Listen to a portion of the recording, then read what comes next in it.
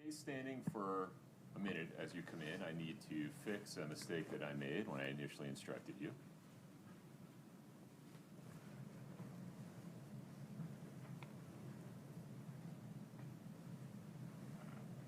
If you'd raise your right hand for me, let's try this one more time. Do each of you solemnly swear to truly try the issues pending between the plaintiff and the defendant and render a true and just verdict according to the evidence and the instructions of the court? All right, thank you. Have a seat. Mr. Bloodworth, the state's first witness, please.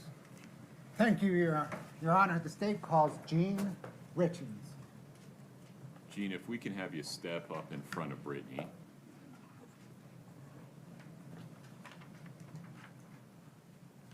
Please raise your right hand. Do you solemnly swear the testimony you're about to give in the matter before the court to be the truth, the whole truth, and nothing but the truth, subject to the pains and penalties of perjury? Thank you. Please have a seat. Thank you, sir. Please watch your step.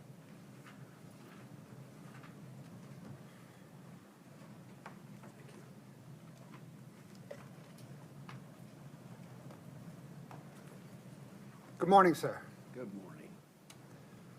May I ask you, sit wherever you're comfortable. It's easier to move the mic than it is the chair, candidly, so. I kind of noticed that. Okay, go ahead. What, sir, is your name? Eugene F. Richins. And do you spell your last name Richins? Yes, I do. Did you know Eric Richins? Yes. How did you know him? Eric is my son. Scott, can I get 842 Romeo?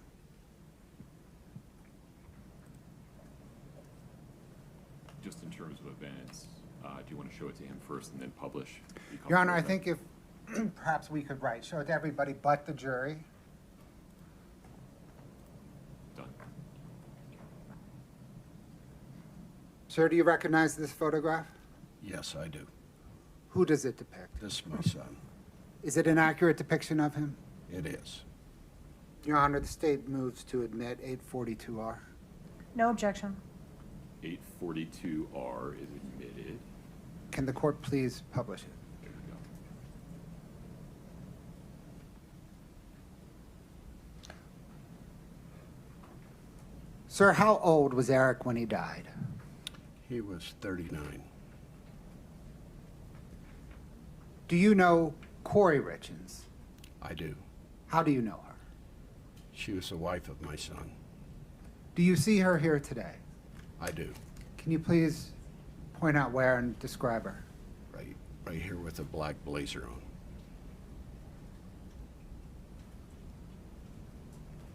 Did you raise Eric? I did. And my wife also. Both of us did. What, sir, was your wife's name? Linda Carter Richins. Were you actively involved with him as a child? I was, very much so. How so? Well, as I was raised and as I tried to raise my children as family's number one, so we did everything together as a family. Education was extremely important for us as a family, as was a strong work ethic, as was religion. So those were kind of my top priorities of how we raised our children. And in raising your children, especially Eric, what kind of activities did you engage in? Eric was very, very into the outdoors, very athletic young man. He was also a very, very good student, very smart young man. We did a lot of things. I have a cattle operation, a cattle ranch that he helped with constantly from the time all the kids were extremely young. In my opinion, that's what gave him the work ethic of what they have right now to be successful. Were you also involved in his life as an adult? I was. How often would you see him? See him or talk to him? But both, actually, if you could take them in turn, please. You bet. I'd see him at least once, twice, 3 times a week. I'd talk to him every day on the phone. And where would you generally see him? Ball games, one of the kids' ball games at the ranch, basically all over the place. What was Eric's personality? Eric had a very, very fun-loving personality. He had a very likable personality. He loved people, and people loved him. You mentioned that you raised him to have a strong work ethic, to be grounded in family, and to do well in school. Did you see those qualities in him as an adult? I did. I was very, very proud of him. Did you get to interact with, or I guess observe Eric interact with his 3 boys? I did, constantly. Can you give us some examples, please? Eric was their coach, but their father, but most important was their very, very best friend. He coached soccer. We both coached basketball. We both coached baseball with him. So we were constantly involved in all their activities. Did he bring the boys to your ranch? Constantly, yes. They were, the oldest one loves to rope, so that was his thing in life, and liked to rope, and the other ones loved to just ride 4-wheelers or whatever it may be. Was Eric a good father? Eric was an excellent father.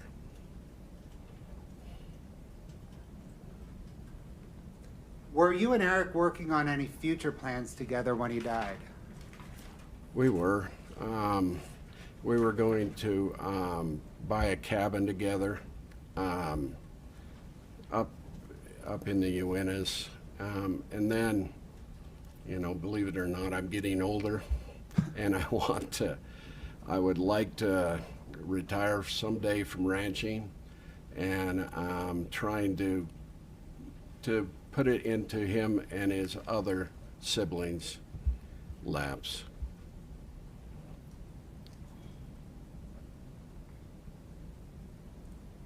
Did there come a time in the early morning of March the 4th, 2022, when you received a phone call about Eric? I did, yes. Who called you? Kouri did. What did she tell you? She said that Eric wasn't breathing.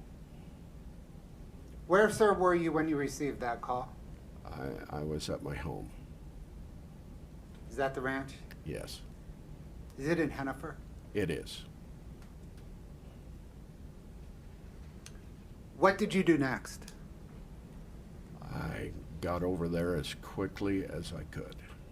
And by over there, do you mean Eric's house? I did, yes. And is that in Camas, Summit County, Yes, Francis. Francis? Do you recall about what time you arrived at Eric's house? I would say that 4:15, 4:30, right through that. Who was there when you arrived? My daughter Katie was there. Kouri was there. The first responders were there. Kouri's mother Lisa was there. My son-in-law Clint was there. And my 2 granddaughters were there, as the 3 boys were there.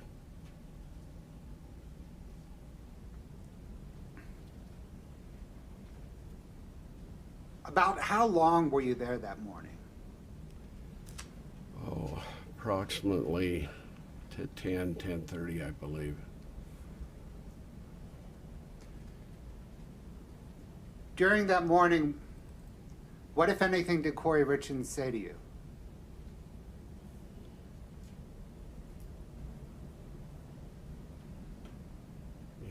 I don't recall her saying much of anything to me. Did she? When I came in and my daughter Katie told me that Eric was gone, they helped me onto the couch, and I don't ever recall of even talking to Kouri, to be quite honest with you.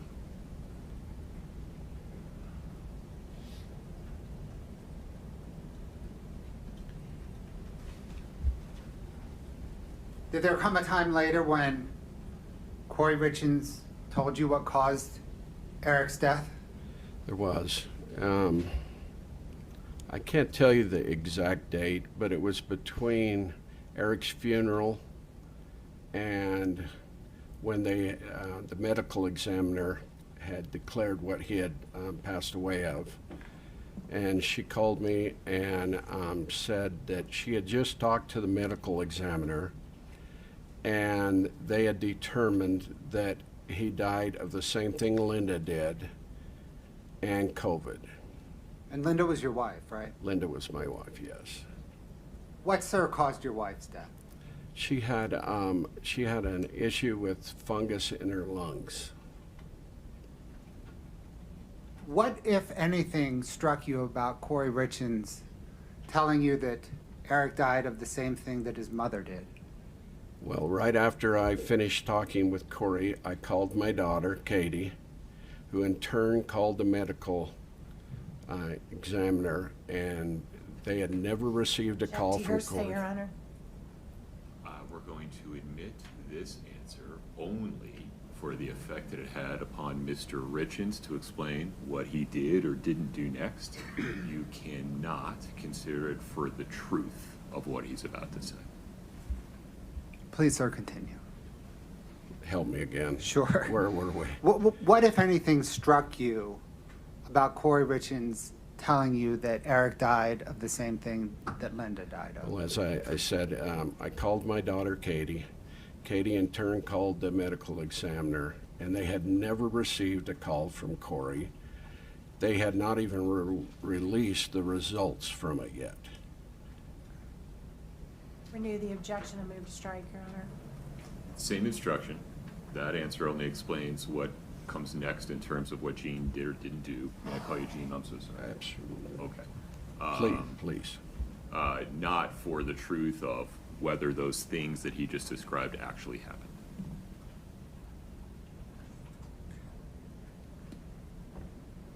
Sir, were you with your wife as she was battling the lung fungus? I was. Did Eric Richins suffer from the same symptoms that your wife did? No, not at all.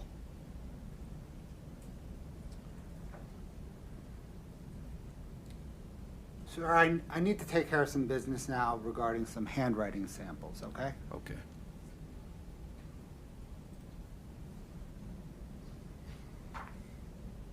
Your Honor, may I approach the witness? Yes. It's the collection exemplars. Your Honor, I'm handing the witness Exhibit 8-49, which is a collection of handwriting exemplars.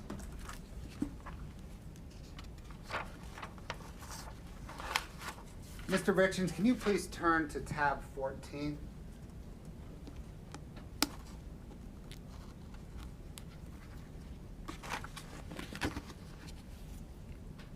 Okay.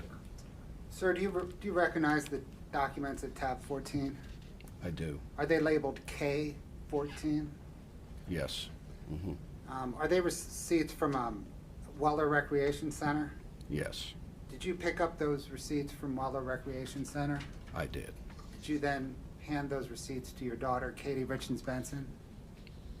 I'm sure I did, yes. Thank you. Can I retrieve that?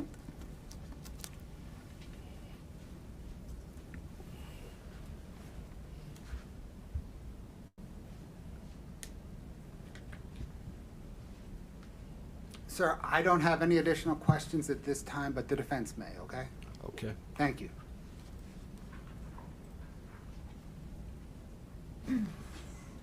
Ms. Nestor, please proceed. Sir, we're very sorry for your loss, and we have no questions for you at this time. Thank you. Gene, you can step down. Do you mind taking that glass of water with you? Might need another one.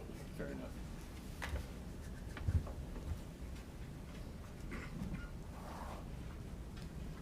Mr. Blipper. Your Honor, the state calls Kouri Richins Benson